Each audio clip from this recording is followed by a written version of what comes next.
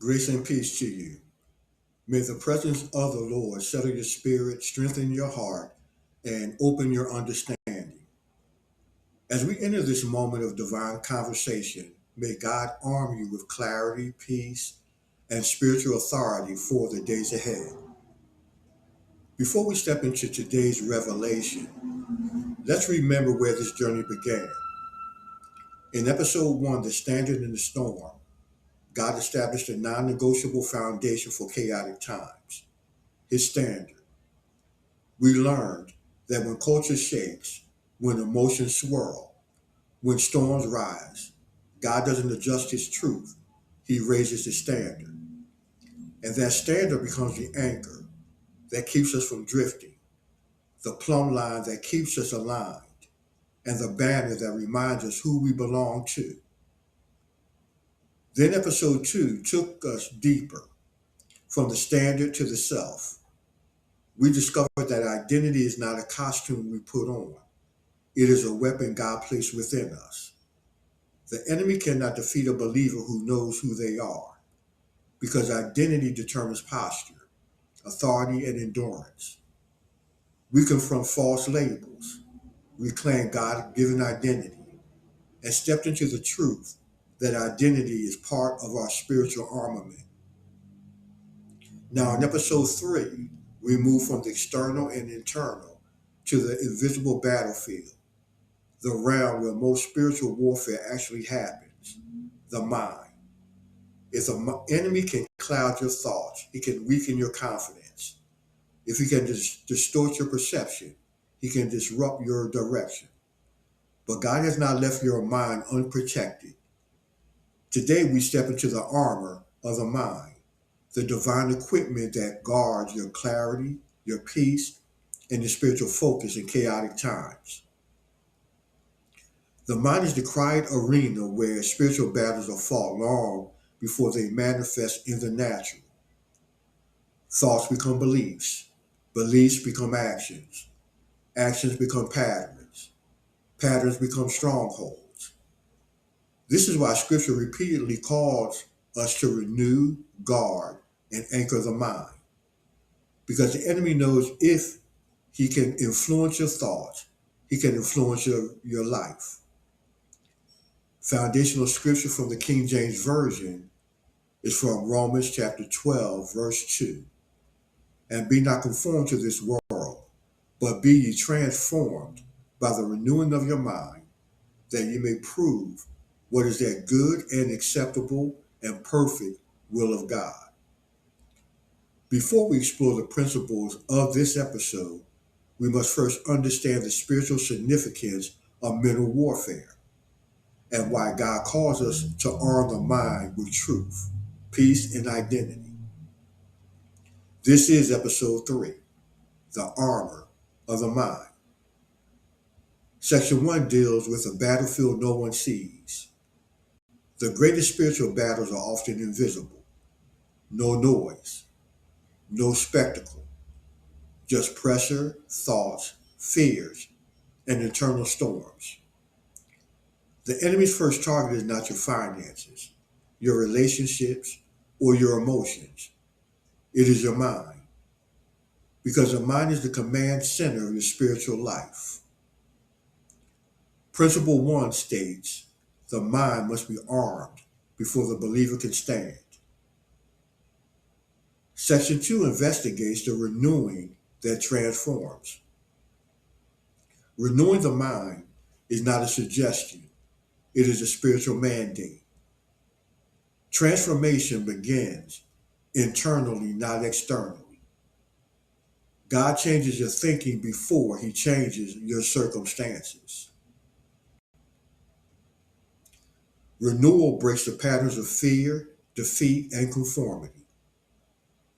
Principle 2 states, renewal is a weapon that breaks conformity.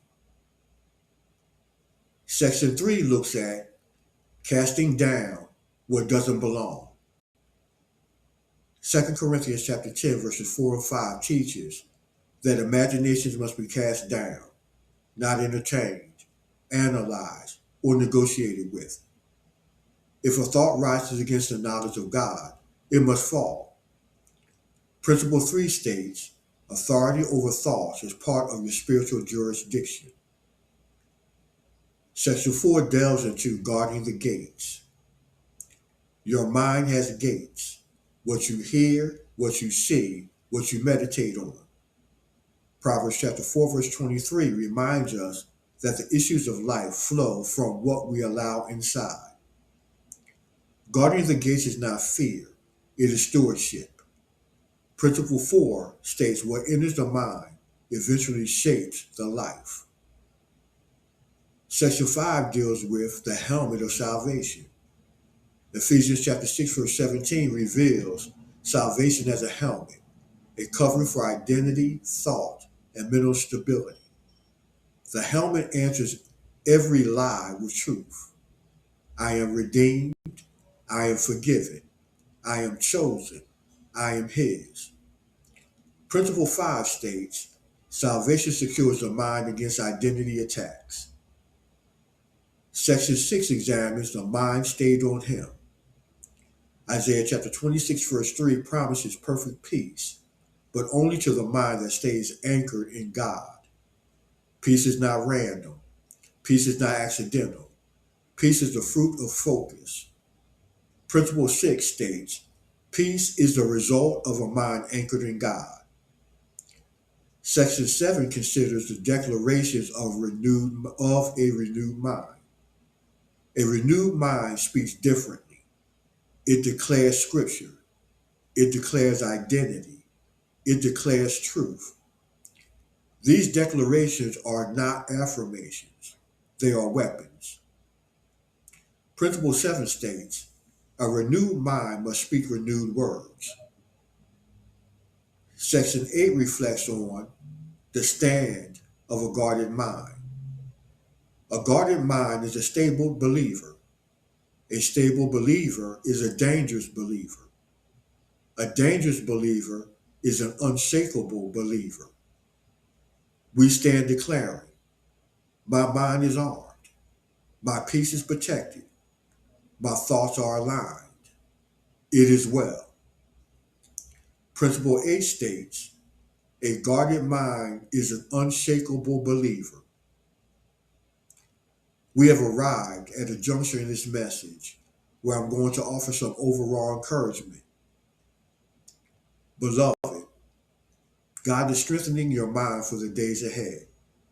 He is renewing your thoughts, restoring your peace, and anchoring your identity. You're not losing your mind. You are gaining clarity. You are not overwhelmed. You are being fortified. You are not breaking. You are being rebuilt. Your mind is becoming a fortress of truth. As you walk through this week, remember, your thoughts are not your enemy, but they must be governed. Your mind is not weak. It is being renewed. Your peace is not fragile. It is protected by God himself.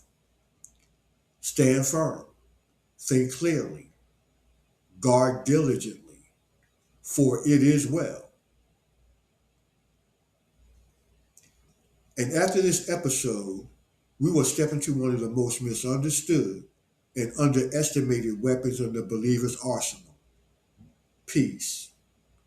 Not the soft, passive peace the world imagines, but the combat-ready peace that stabilizes your steps, silences internal storms, and confuses the enemy. Episode 4 will reveal that peace is not the absence of conflict. It is the presence of divine authority. Peace is worship. Peace is a weapon, and God intends for you to wield it.